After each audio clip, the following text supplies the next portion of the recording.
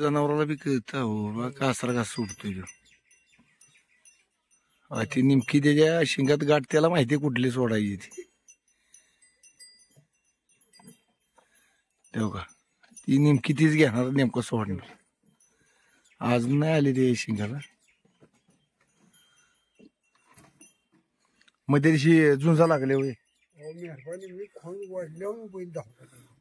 होय नाही तर अगोदर होय. बघा आता त्याला कळतंय कुठली गाठ सोडायची काय. तुम्ही आता ती गाठीत गाठ अडकावली म्हणून निघाल नाही तर नुसती चौराडी मारल्यावर तवाच सोडणार देऊन. दिलं बांधल्यामुळे तिकडे पुरते शिंग त्याची. त्यांनी काय करायला पाहिजे खाली गुरु सरकवली असेल खाली वाढवलं असतं. मित्रांनो ह्या व्हिडिओमध्ये आपण पाहिलं की बैल शिंगानं कासरा सोडत होता आणि आज नेमका सोडला त्यानं. ह्या बैलाला बघा किती मारले.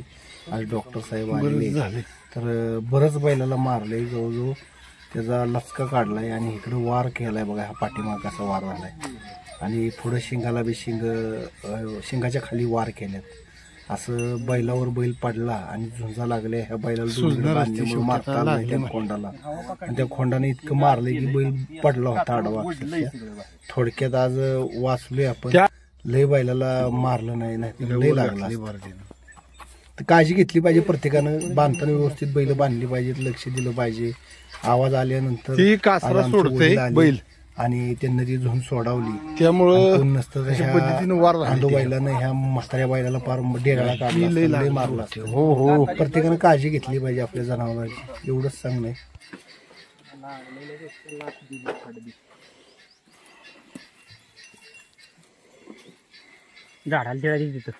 बैल उड्या घालणारी यसनीला आहे कासरा देऊ.